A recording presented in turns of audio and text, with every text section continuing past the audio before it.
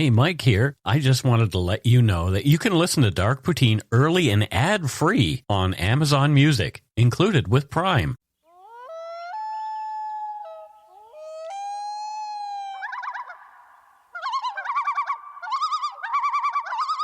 Welcome back to Dark Poutine. I am Mike Brown, and oh boy, look at that. I see somebody who has maybe had a little beard trim. You've been taking care of yourself a little bit? I've got that last week. There you go. Yeah. Yeah, it's been a while, but I'm trying to keep it up. That's Matthew Stockton, by the way. Hello. Who's too shy to introduce himself and chewing his nicotine gum. I'm not Matthew Baillie Begbie. I'm Matthew Stockton. Thank goodness you're not the long dead Matthew Baillie Begbie who we're talking about today. But you did actually meet a Superior Court justice the other day. I did, on the Aqua bus with Steve. I got the Superior Court justice's business card in case we ever want him on the show. Oh, that's nice. Yeah. Yeah. Was he a nice guy? We don't want to use his name here. Very nice guy. I'm not going to say his name right now. Yeah. Very nice guy. And an old punk rocker alternative music listener as well, which is fun. Oh, that's interesting. Sometimes when I think of judges, I think of a stuffy person with a white powdered wig. Fuddy-duddy judge. Yeah. Yeah, but a lot of them are not. Like, there was one that I grew up with. He became a Supreme Court justice in Nova Scotia. He was quite a cool guy, actually. So, wow. Yeah.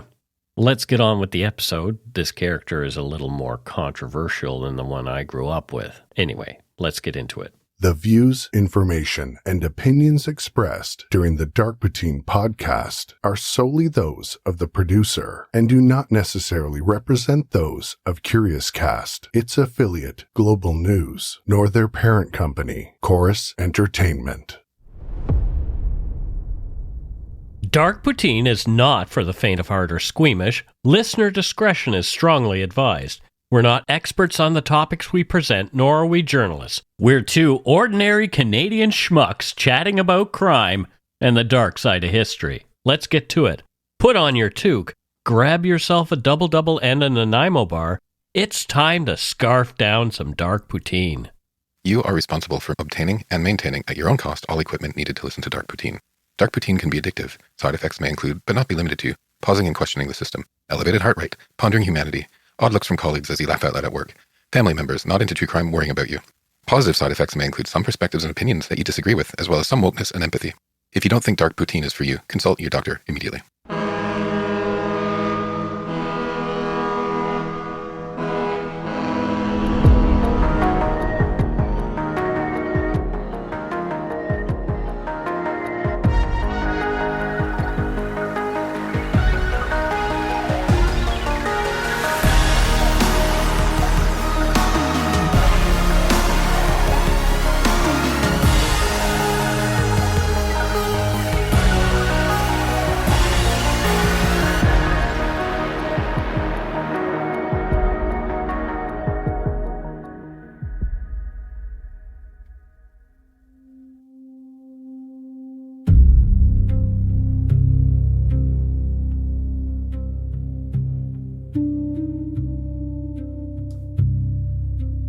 Matthew Baillie Begbie, 1819 to 1894, served as the first judge of mainland British Columbia during the Fraser Canyon Gold Rush, arriving in 1858 as the colony struggled to impose order across a fast-growing and often violent region. Known to many as the hanging judge, Begbie presided over cases from Yale to Barkerville, traveling long distances to hold court in mining towns and settlements. His legacy remains contested. Some describe him as a firm and capable judge working within the limits of colonial law, while others point to cases like the 1864 trials and executions of 6 Chilcotin men following the Chilcotin War as evidence of a system that failed Indigenous people. Here we examine Begbie's life, his rulings, and the lasting impact of his role in shaping justice in British Columbia. You're listening to Dark Poutine episode 416, Matthew Baillie Begbie, the Hanging Judge.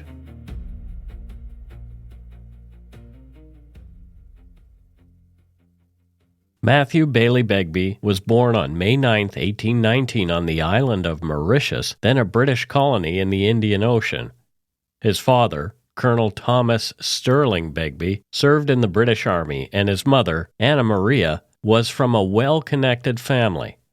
After his father's death when Matthew was still young, he was sent to Britain for his education, a common path for children of British colonial families. He attended Elizabeth College in Guernsey and later studied at Peterhouse, Cambridge. He completed his degree in mathematics before turning to law, entering Lincoln's Inn and being called to the bar in 1884. Begbie's early legal career in England did not immediately set him apart. He worked as a barrister on the Western Circuit, which involved traveling to different courts and handling a variety of cases. This experience, while not especially distinguished, gave him practical exposure to the workings of British law and the realities of court procedure. By the late 1850s, his career had not advanced to a particularly prominent position, and, like many lawyers of the time, he faced limited and competitive opportunities in Britain. That all changed in 1858 when events on the far side of the British Empire created an urgent need for legal authority. News of gold discoveries along the Fraser River in what is now British Columbia triggered a massive influx of prospectors, many of whom arrived from California. The Fraser Canyon Gold Rush drew thousands of miners into the region within a matter of months. At the time, the mainland was not yet a fully established colony with a functioning civil government. It had been administered loosely as part of the Hudson's Bay Company's territories with minimal British legal infrastructure on the ground. The sudden population surge created immediate problems. Mining camps sprang up quickly along the river and deep into the interior, often without any formal oversight. Disputes over mining claims were common, and tensions sometimes escalated into violence. Many of the incoming miners brought with them their own expectations of law, shaped by experiences in California's goldfields where informal systems of justice, often called miners' law, were used in place of formal courts. These systems could be rough, inconsistent, and at times brutal. It's interesting what we'll tolerate if it feels familiar. Okay. A lot of these miners, for them, it wasn't chaos. It was kind of normal. They had lived through California, through systems where justice was fast and local and very personal, right? Like hang the horse thief kind of thing. Yeah, and what Begbie represents isn't just law arriving, it's a different idea of fairness, because this was new. It's one that says slow down, prove it, and follow the process. Right. And that sounds better to us now. Mm-hmm. But in that moment, to people used to deciding things themselves, it probably felt like something was being taken away from them. Right. Not just power, but control over how truth gets decided. For me, with all the issues that we have with our justice system, I still think it's pretty damn good. These were the early days of that. Up to that point, people served their own justice and they felt their agency may have been taken away a little bit. Yeah. It's interesting. Mm-hmm. British authorities grew concerned that without swift action, the region could descend into disorder or fall under American influence. Governor James Douglas, based on Vancouver Island, moved to assert British control over the mainland. In August 1858, the mainland was formally declared the colony of British Columbia. But declaring a colony and governing it were two very different things. There were few officials, little infrastructure, and no established court system capable of handling the volume and seriousness of disputes emerging from the goldfields. To address this, the British government appointed Matthew Baillie Begbie as the colony's first judge. He was also appointed Chief Justice of British Columbia, though at the time he was effectively the only superior court judge on the mainland. His appointment was both a legal and symbolic move, an effort to impose British law and authority in a region where it had been largely absent. Begbie arrived on the west coast in November 1858, first landing at Fort Victoria, the administrative center of British authority in the region, before traveling to the mainland at Fort Langley and on to New Westminster, the newly established capital of the colony of British Columbia. The city, named by Queen Victoria after Westminster and London, was intended to anchor British authority on the mainland at a time when the region was rapidly filling with gold seekers. From the beginning, the scale of Begbie's challenge was clear. There were no established court buildings in many areas, and the distances between settlements was vast. Travel was difficult and often dangerous, requiring long journeys by canoe, horseback, or on foot through rugged terrain. Rather than remain in one location, Begbie adopted a circuit approach, traveling throughout the colony to hold court wherever it was needed. This meant going directly into towns and settlements, some of which had only recently been established and lacked basic infrastructure. In places like Yale, Lytton, and later Barkerville, he presided over cases in improvised settings, sometimes using whatever buildings were available. In the early days, proceedings were held in tents, saloons, government buildings, or private homes. The conditions were basic. Courtrooms could be crowded, noisy, and subject to interruption. In mining towns, large groups of prospectors might gather to watch proceedings, especially in serious criminal cases. Despite this, Begbie maintained formal court procedures as closely as possible. He wore judicial robes when circumstances allowed and insisted on order in the courtroom, reinforcing the idea that British law applied even in these remote and unsettled areas. My husband and I were watching a show, and he asked me, he's like, do they wear the wigs in Canada? And I'm like, no, they don't. And he's like, when did that end? And so I looked it up, and it was like the early 1800s. Mm-hmm. The whole robes and everything, there's a bit of theater in all of this, isn't there? Yeah. I don't mean that in a cynical way. I mean that law, especially here at this time, had to be performed before it could be believed. If you think of all the structure of what courts look like and robes look like, etc., right? A man in a robe standing in a tent or a saloon insisting on decorum, that's not just procedure, it's symbolism. Yeah. It's a state saying this matters, this is real, because if people don't believe in the system, then the system doesn't function. So in a strange way, Begbie isn't just reinforcing law, he's teaching people how to see it. I think that's the purpose of the robes, and in the UK, the powdered fancy wigs that they wear. It's to enhance that sense of this is something different. This isn't just Joe Blow on the street saying you did wrong. This is the system. Yeah. Absolutely. As humans, we need that. Yeah. We live in a world of symbols. It's symbolic to sort of state something that's unsaid. And we'll get into it here, but sometimes the system doesn't necessarily work for everybody. Oh, it always works, Mike. Anyway, Begbie's presence carried weight. In communities where disputes were often settled informally or through intimidation, the arrival of a judge represented something different. Contemporary accounts suggest that Begbie was seen as a figure of authority who could not easily be ignored. Historian Hamar Foster notes that Begbie was, quote, determined to make the authority of law respected. That determination shaped how he conducted court, particularly in places where legal authority had not yet taken hold. Reactions to him varied.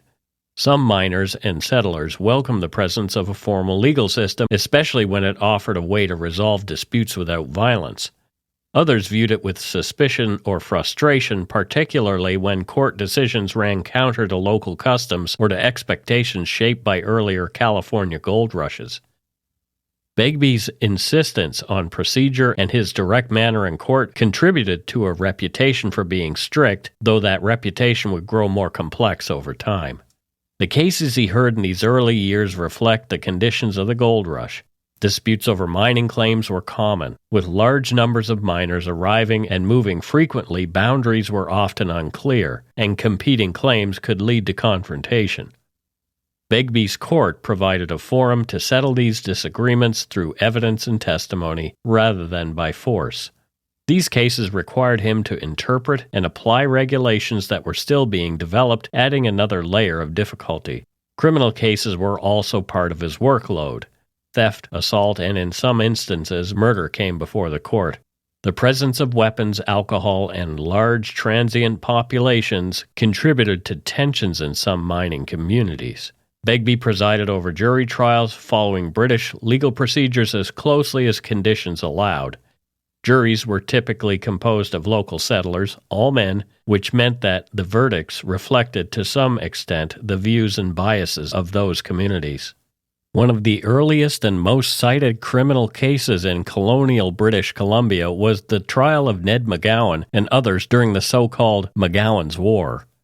The incident, which took place over 2 years, 1858 and 1859, was less a war than a tense standoff that exposed the fragility of British authority in the early days of the gold rush. In late 1858, tensions in the Fraser Canyon gold fields erupted over a dispute between American-backed miners and British authorities at a settlement called Hill's Bar. The flashpoint came when Ned McGowan, an American lawyer and former Pennsylvania state representative who had followed the gold rush to California, then to British Columbia, got into a heated argument with Peter Brunton Wannell, the local justice of the peace and gold commissioner. Wannell tried to assert his authority over claim-related conflict, and when he ordered McGowan's arrest, the situation spiraled. McGowan's supporters, many of them American miners familiar with informal justice from the California goldfields, resisted the arrest and briefly took Wannell into custody themselves, creating the impression that local law was being challenged by armed settlers. The incident quickly drew in Governor James Douglas, who was determined to establish British authority before the region slid into American-style vigilantism or open lawlessness. In the winter of 1858 and 1859, Douglas sent a detachment of Royal Engineers and Royal Marines along with Matthew Baillie Begbie up the Fraser River to Yale to restore order. Douglas's force was small but symbolic. It showed that the colonial government would not tolerate the undermining of its officials. When the military arrived, the armed posturing on both sides subsided and the standoff out of battle. McGowan and his associates were brought before the court, and the immediate threat of violence receded, but the incident left a clear warning that British Columbia would not be run like a frontier town governed by miners' juries alone. The legal fallout played out in Begbie's court at Yale, where the so-called McGowan's War was transformed into a series of trials rather than a military confrontation. Ned McGowan himself was charged with assaulting Wannell and obstructing the gold commissioner, but the proceedings were handled with a mix of firmness and restraint. Begbie ensured that the hearings followed British legal form, even though the setting was rough and the atmosphere tense. Historians have since described McGowan's War as a test of colonial authority, one that Douglas and Begbie passed by leaning on the combined presence of soldiers and the courts. In the end, McGowan was fined and temporarily excluded from the area, but the episode cemented the idea that law in British Columbia would be administered by a judge and colonial officials, not by armed gangs. Another early case often referenced is R. versus Cloutier and others, 1859, sometimes described as one of the first murder trials in the colony. It arose from a fatal shooting in the goldfields where a miner named William Cloutier was charged with murder after a man named John Smith was shot and killed during a dispute. The incident took place in a remote mining area along the Fraser River far from any permanent court buildings, and the circumstances reflected the tensions common in the gold rush. Contested claims, alcohol, and a quick slide from argument to violence. The case was brought under colonial law, which at the time relied heavily on English criminal law as it applied in British North America. The trial itself was held before Judge Begbie. There was no one else, and he presided over what was effectively the first criminal jury trial in the colony. Evidence was given about the events leading up to the shooting, including witness accounts of the dispute and the moment the gun was fired. The defense argued that the killing had occurred in the heat of the moment and not with premeditation, while the prosecution pushed for a murder conviction. The trial was notable not only for its outcome but for being conducted at a makeshift courtroom in a frontier settlement. The formalities of British justice were imposed on a scene that might otherwise have been handled through informal or even extra-legal means. The jury ultimately returned a verdict of guilty of murder, and the case then moved to sentencing. Begbie imposed the death penalty, which had to be confirmed by the colonial government, reflecting the strict application of English criminal law at the time. The execution of Cloutier in 1859 became one of the earliest recorded capital punishments in the colony. The case was widely discussed in contemporary accounts and later studies because it showed how the colonial legal system was being used to handle serious crime in a region that had only recently come under formal British control. Legal historian Hamar Foster describes such early trials as demonstrations of the reach of British law into the goldfields, underscoring how the courtroom in Yale functioned as, quote, a visible assertion of state authority in a place that had previously operated largely outside the formal legal order. Yeah, and this is where it shifts a bit because it reframes the whole thing. This isn't just a trial about killing. It's a signal that British law doesn't just exist on paper. It reaches out, travels, and takes hold. Right. Once you see it that way, the execution becomes something more than justice or injustice, depending on your view. It becomes proof. Yep, it's an assertion, as Foster mentioned. Proof that the system worked, proof that it's in charge, and maybe most importantly, proof that it's now the only system that counts. But as we carry on, we'll see where that is problematic. Anywho, Begbie's courtroom style centered on order and control. He intervened whenever proceedings grew messy or arguments drifted off track, and while later accounts describe him as sharp-tempered or impatient, those traits were tied to his effort to keep a lid on proceedings that could easily spiral. At the same time, the system was deeply uneven. Language barriers, patchy access to legal help, and weak infrastructure made consistent justice hard to achieve. Indigenous people faced particular disadvantages because the colonial system did not recognize their own laws or governance. That imbalance was already in place during Begbie's early circuits, even though it would show up more clearly in later, better documented cases like the one we're going to get into. So at this point, the system already knows who it's for. Right. Before anything is built out, before anything feels settled. What we're seeing here is the structure of the British system, law and order, really taking shape. Yep. It's starting to show who gets heard, who gets understood, who fits inside the system. Right. Once that's set, it doesn't feel like bias anymore to people. It feels normal. But we have to remember that this was introduced to people. It wasn't something they knew about already. Or bought into, or voted into. Right? Yeah. Yeah, it was like, okay, here's the way things are. Yeah. And you can see how resentment would rise up a bit with that kind of thing. I mean, we see it in modern day. It's the old story, Mike. Once a war is won or a conquest is finished, anywhere on the planet, it kind of becomes my way or the highway. Mm-hmm. Yeah. The problem with that is, for me, justice is best served when it's considerate and fair. When justice is heavy-handed, people get upset, like being told by a majority government that you have to wear a mask during a pandemic. Maybe you don't want to. Taking away people's agency creates resentment. It's just the way it works. Whether those people who resent it or not are right or wrong doesn't even matter. But they're resentful because they feel they haven't been heard. Enough of that tangent, even though it's relevant. Back to Matthew Baillie Begbie. Begbie's traveling court was the engine that drove law into the colony. Instead of making people trek across the country to reach a single fixed courthouse, he brought the court to them. He'd ride into a remote settlement, set up shop, and hear cases for days at a time. That became the rhythm of justice in early British Columbia.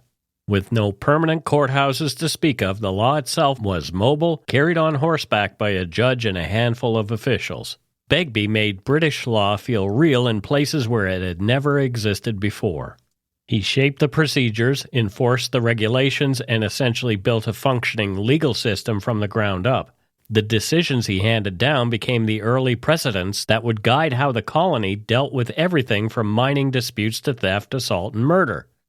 The goldfields were a rough place. A lot of miners were armed and used to handling problems themselves, so a judge backed by the full weight of the colonial government was meant to be the answer to vigilante justice.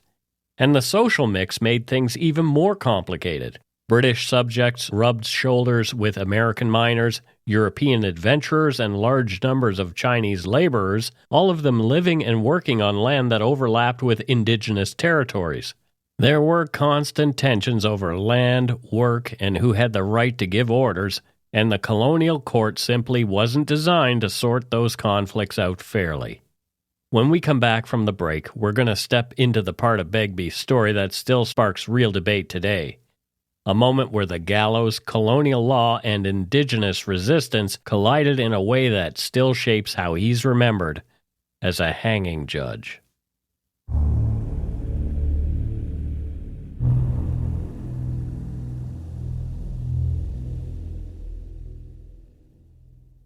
All right, and we're at the halfway point, Matthew. You seem to be engaged in this one. I like it. I love episodes like this because you've done a really good job in writing this one because it's... So I don't do a good job. Look, that's where my brain goes. It's like, I don't do a good job otherwise. Anyway, well, sorry. some, yeah. Carry on. What I mean by that is your approach to this one is talking not just about a case, right, and what happened, but you're talking about bigger issues. I love these episodes. I think it was the only way to approach this one, really. I think what's striking here is how quickly something can be defined as a crime depending on who gets to define the system. Exactly, and that's what we're about to get into.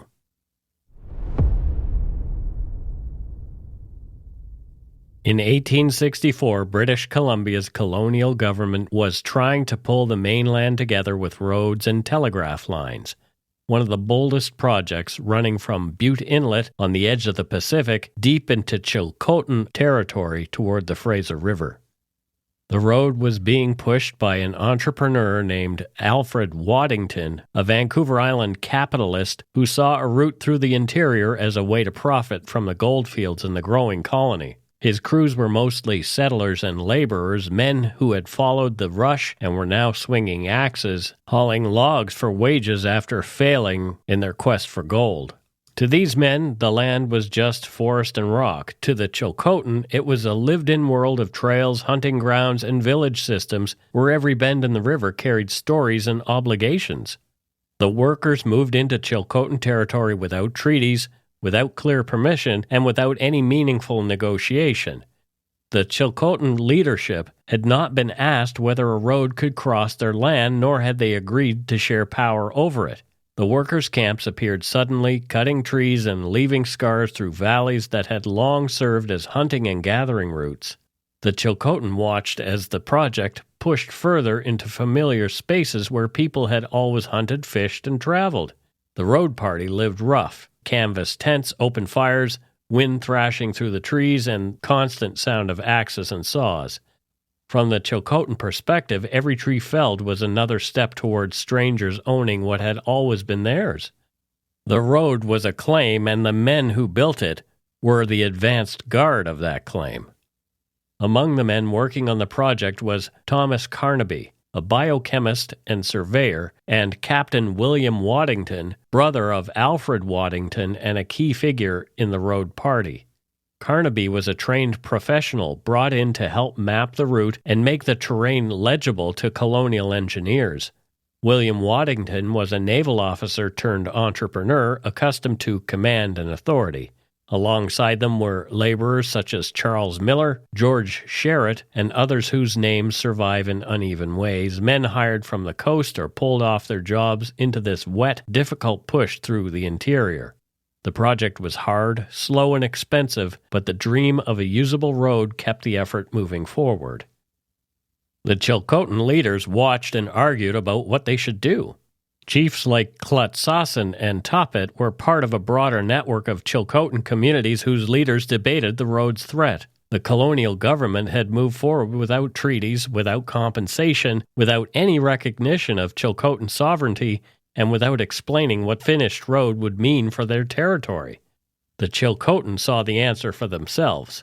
A completed route would open the interior to more settlers, more livestock, more military movement, and leave them fewer places to live on their own terms. They believed the road threatened their very way of life.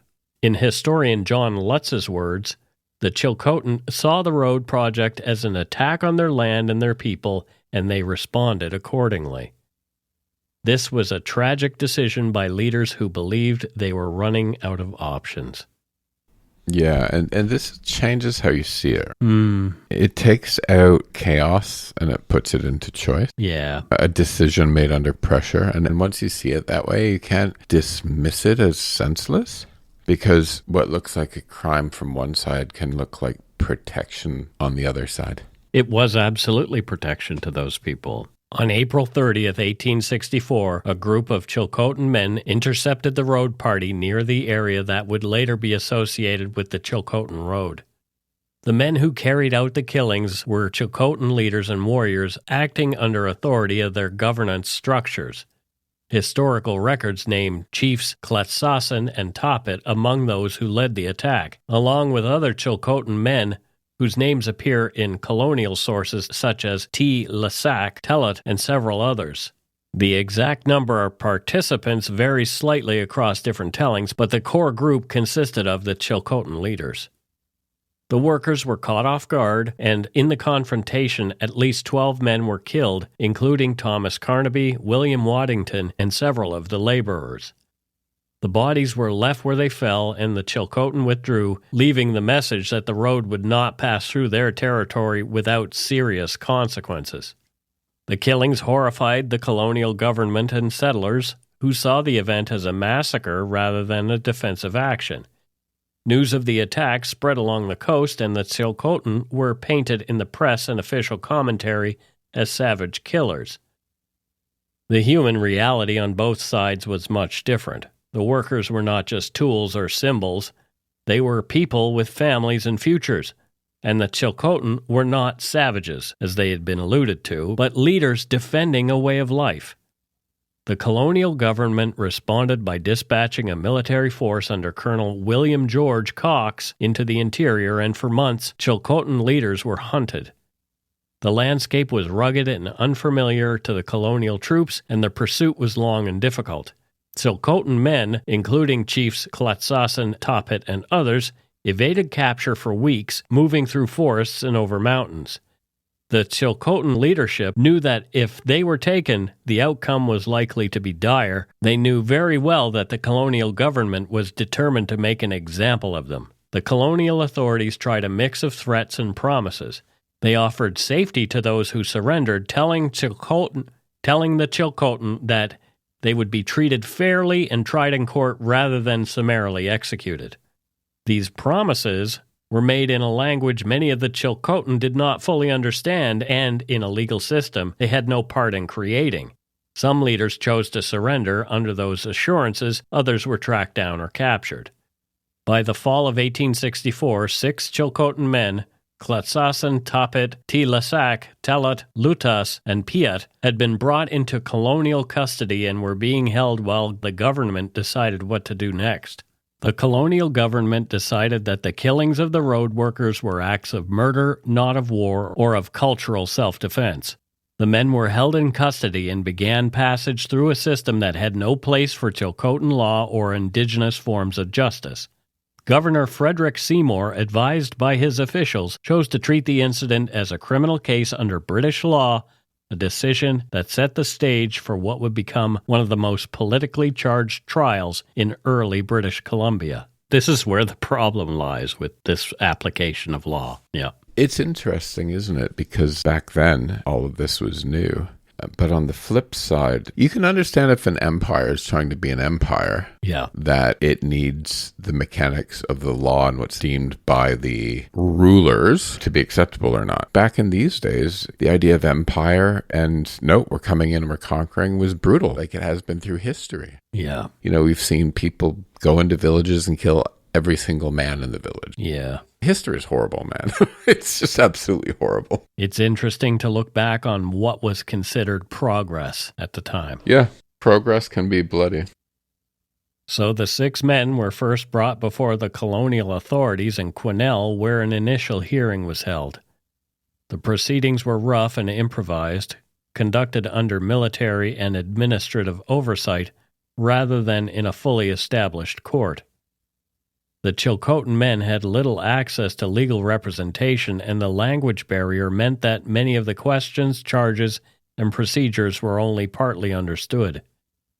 Their statements were recorded in English, often through interpreters whose grasp of Chilcotin was imperfect. The colonial officials saw the men as defendants, not as leaders operating under a different legal order. Later, the case was transferred to New Westminster, the colony's capital, where a more formal trial could be mounted under the authority of the Superior Court. That court was presided over by Judge Matthew Baillie Begbie, who by 1864 had been the colony's Chief Justice for several years and had already developed a reputation for strict adherence to British procedure.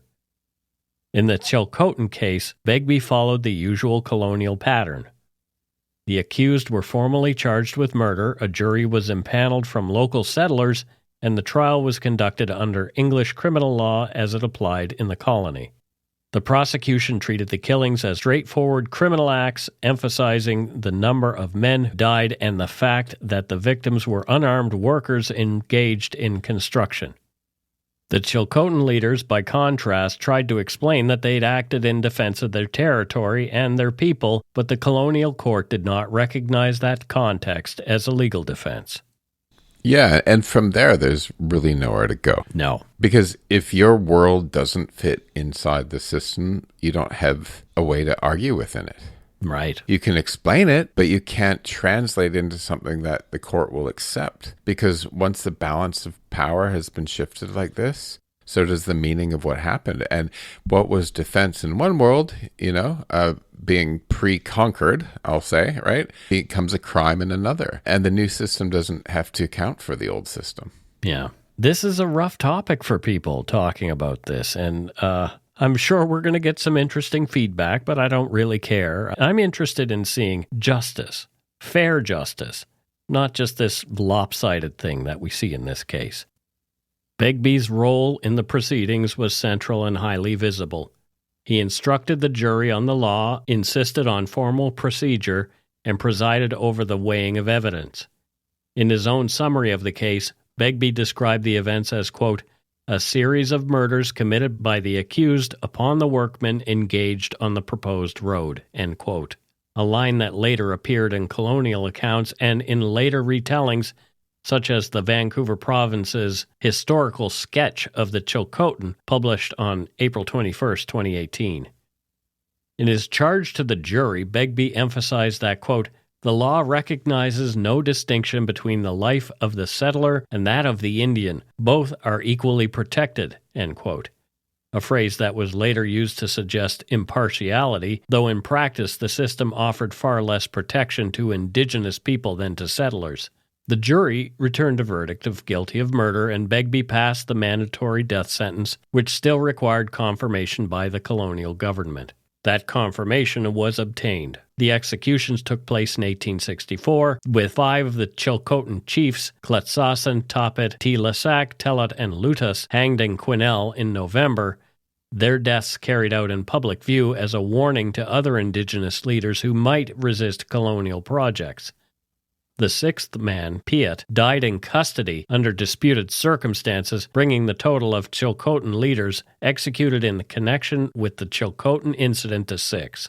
The British Columbia Archives note that the hangings were treated by colonial authorities as a necessary assertion of order and that the men were, quote, hanged for the murder of the road workers. That's from BC Archives, Gold Rush, and Colonial Justice.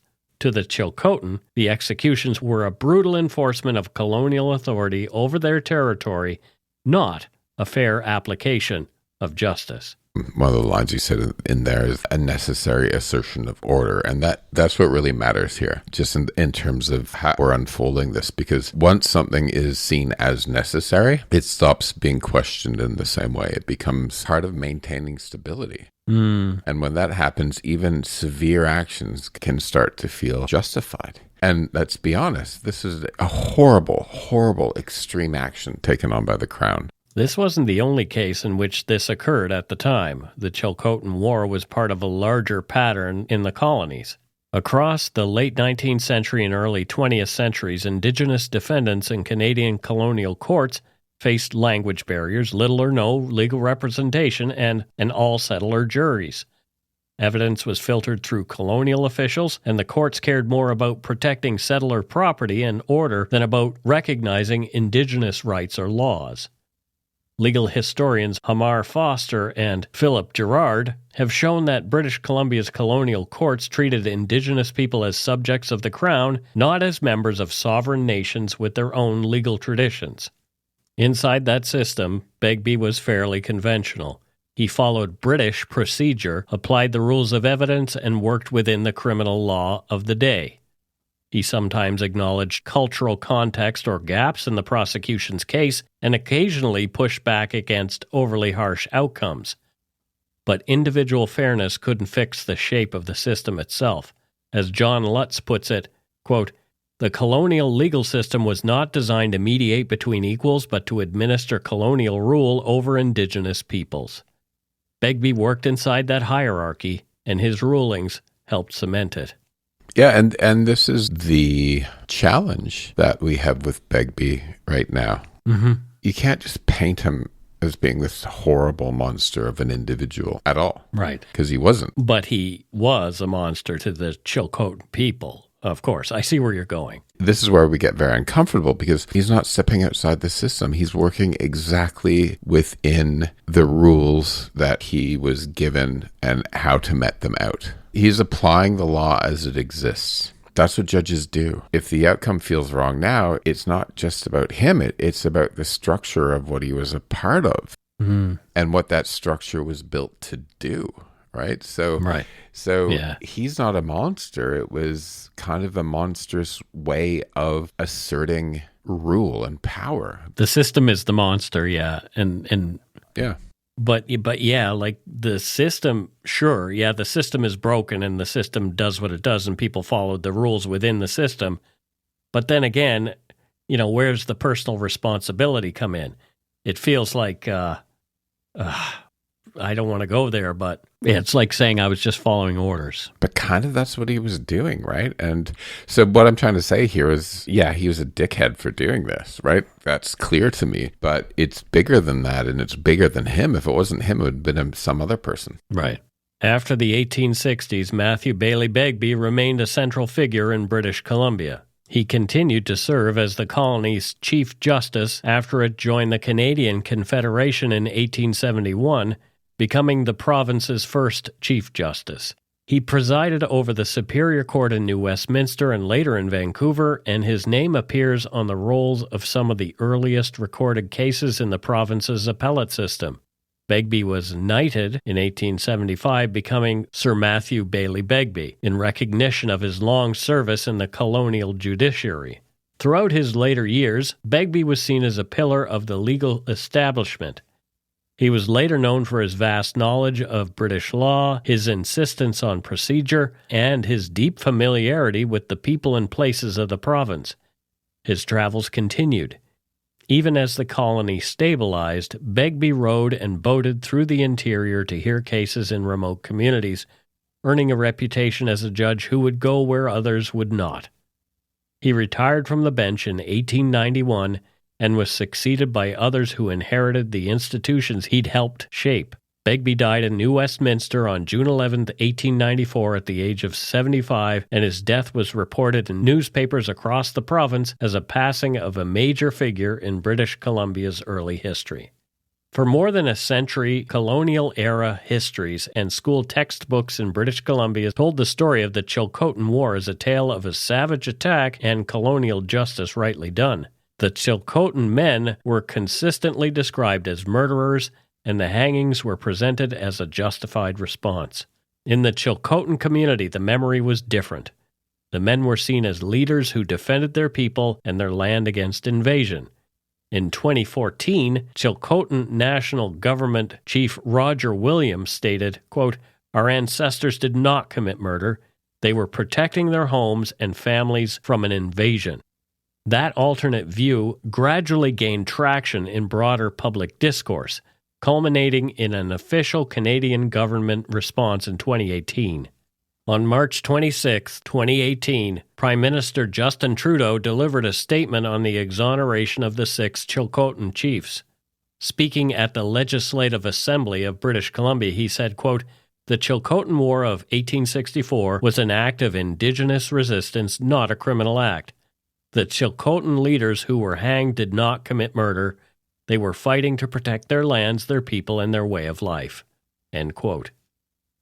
Trudeau's statement acknowledged that the executions were carried out without Chilcotin consent or recognition of Indigenous law, and that the colonial government's actions, quote, "did not reflect the values of today's Canada," end quote. He formally exonerated the 6 chiefs, and the federal government issued an apology on behalf of the Crown, marking a significant shift in the official narrative. On behalf of the province, Premier Christy Clark redressed the hangings too, also calling them wrongful.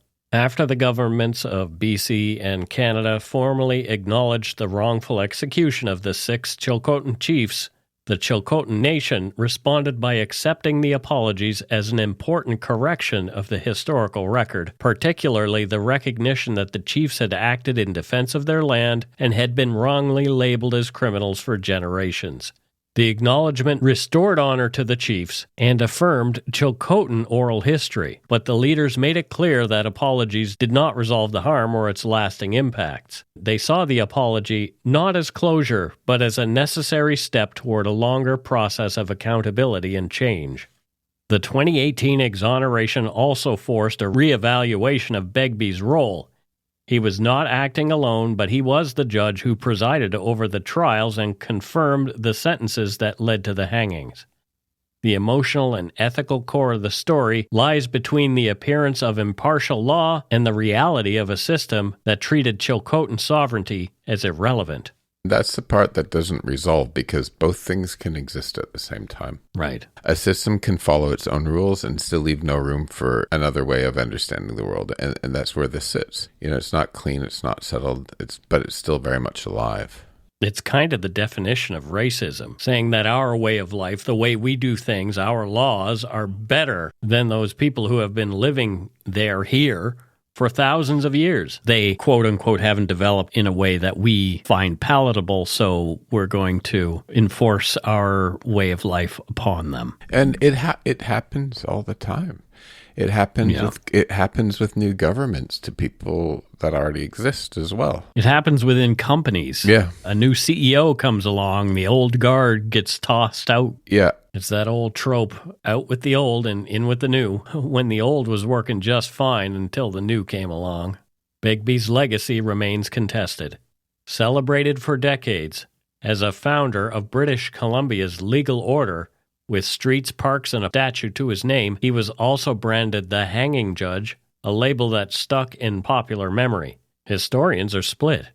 Some credit him with bringing institutional stability to a chaotic frontier. Others see his role in the Chilcotin trials as colonial violence dressed as justice. The 2018 federal exoneration of the 6 Chilcotin chiefs forced a broader reckoning, reframing those trials as part of a deliberate project of Indigenous dispossession. In 2019, New Westminster removed its statue of Begbie from outside their courthouse. The message being, the legal past is no longer treated as settled, and the question of whether a judge who upheld the law within a fundamentally unjust system can be separated from the harm that system caused remains open and still matters. And that's it for Dark Poutine episode 416, Matthew Baillie Begbie, the Hanging Judge.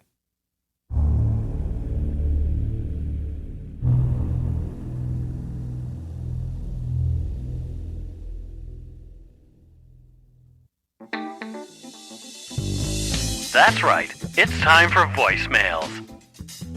You can leave us a message at 1-877-327-5786 or 1-877-DARK-PTN. We'd love to hear from you. Let's see who called us this week. Alrighty, we have a couple of voicemails this week, Matthew. Great. What? Great. Oh, I thought you said wait. No, great. Wait! Wait, he says no, he said great. It would help if I could hear. It's my hearing is terrible. So it is. We've established that. It's rather ironic that I do. Did you listen to music loudly in earphones or go to concerts when you were young? The answer to both of those questions is an enthusiastic yes. Okay. Yeah. Yeah, it's my own doing. I have some internal things going on with my ear, nose, and throat situation, so it's just a mishmash of Matthew's making signals like rude. Anyway, Rude. Yuck. Crude. You're crude, Matthew. I'm not throating anything like that. Okay, let's listen to our first voicemail. And this one, I was like, oh, okay. This one looks long, and then it's so lovely. It's so lovely.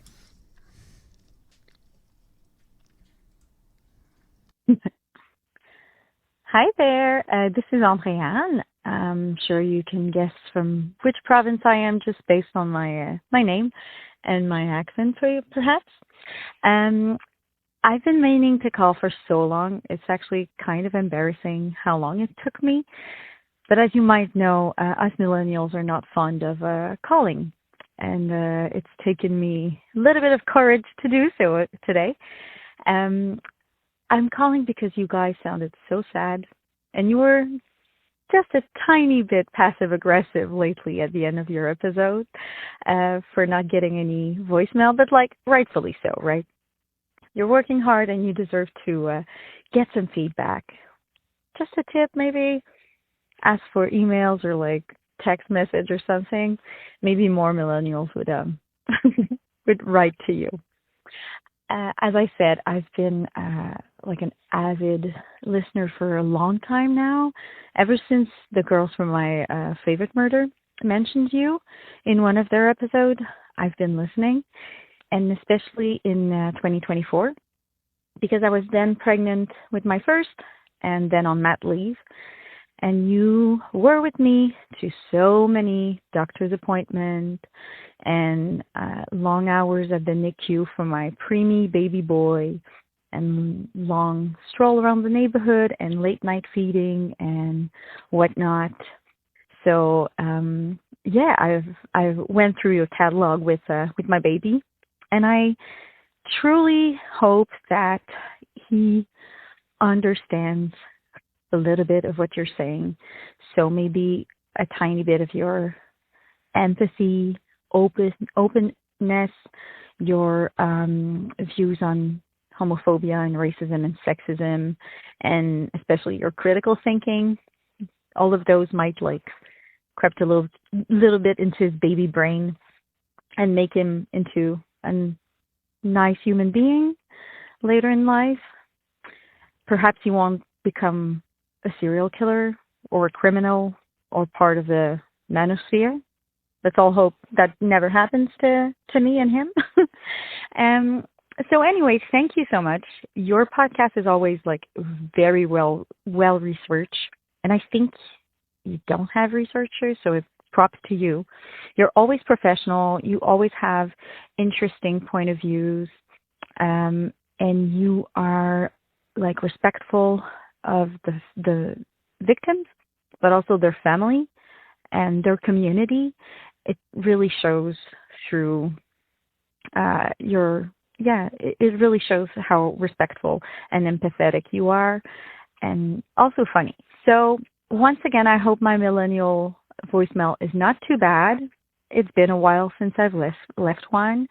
I really appreciate. Thank you so much for the podcast. I love both of you very much, and I hope you are healthy and happy. And here's to many, many more years of dark poutine. So have a good day, and maybe I'll call another time. Who knows? Bye, guys. I think she said her name was Adrienne. Yeah, I do believe. Yeah, thank you. For and that clearly from La Belle Provence. And she also shows that millennials can leave awesome voicemail messages. Awesome voicemails, yes. So yeah. You argued the point so well that you took apart your own point.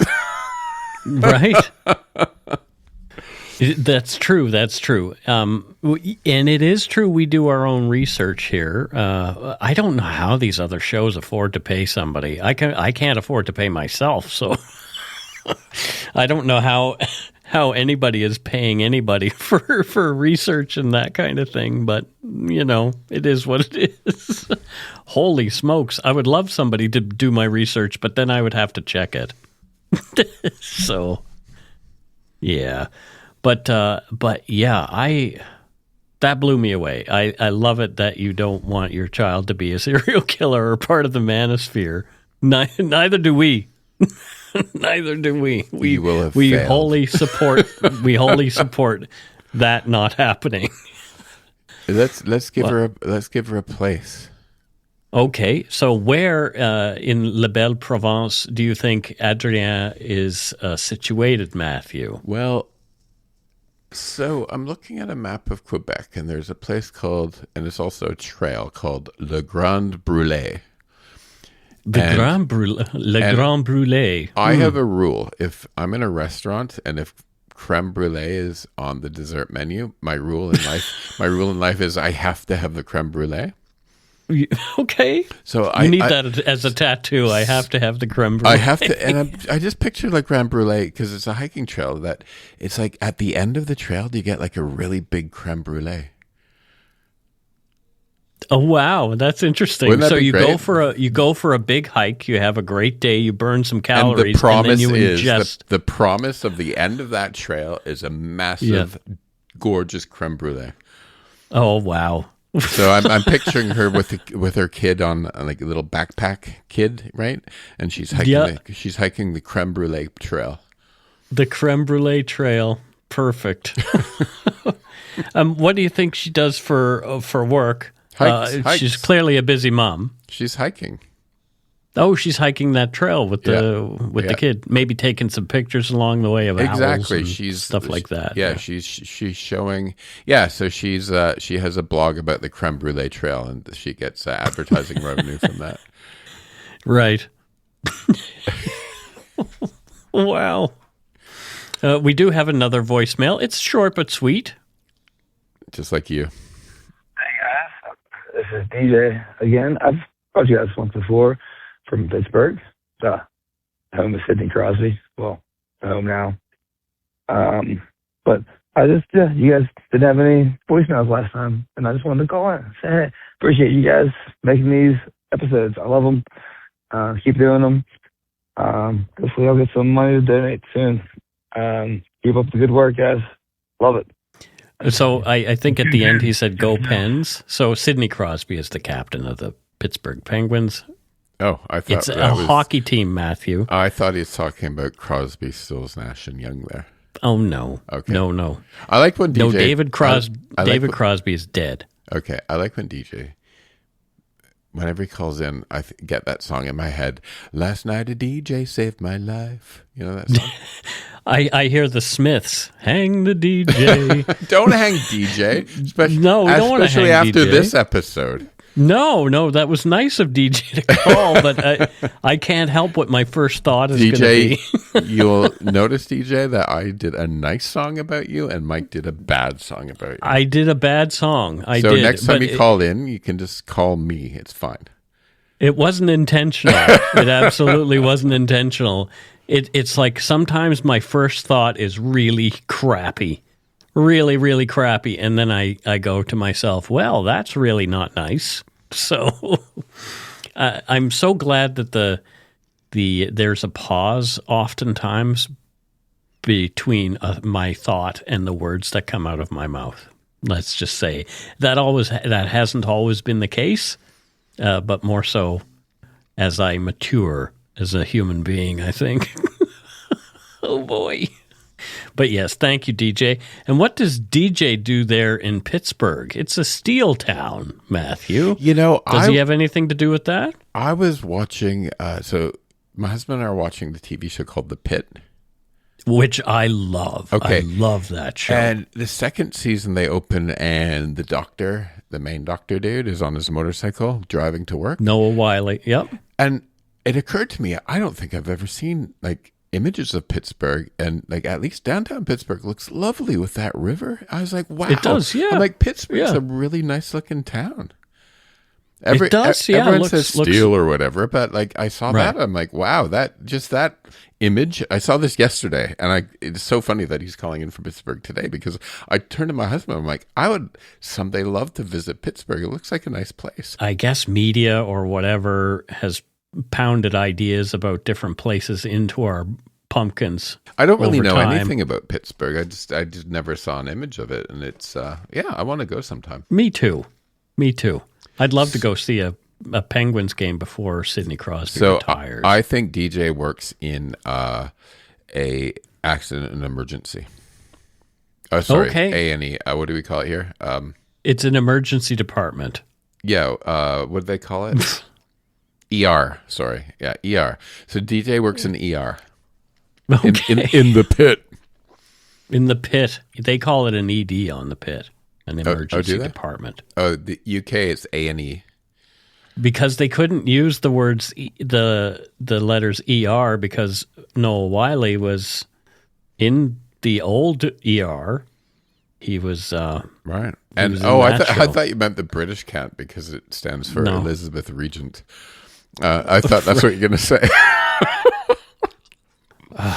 You and that brain of yours, it's fantastic. Well, you've been to London. You've seen ER is all over the place. All over the place. Yeah. I mean, now it would be ECE? Or no, it would be CR, right? Yeah. CR, yeah. Charles Regent. So Charles Regent, interesting. Or Charles is Rex.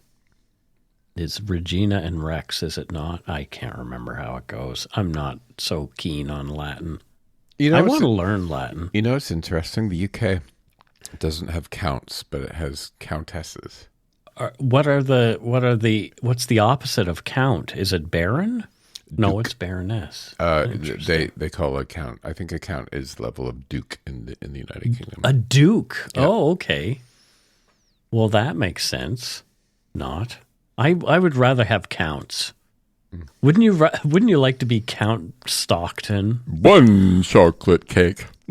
Exactly. Exactly. That's it for this week's voicemails. Again, you can leave us one at 1-877-327-5786 or 1-877-DARK-PTN. We'd love to hear from you, even if it is just to say hi and to tell us to go shit in our hats. If you're stumped for what to chat with us about, a quick story is welcome. We don't have any Donut Money donors or patrons this week, new patrons, but we know you love us. Times are tough all over, Matthew. I'm concerned about the price of bread, for goodness sake. Gas has gone out through the roof, and we should start a GoFundMe. Oh, honestly, I have thought about it.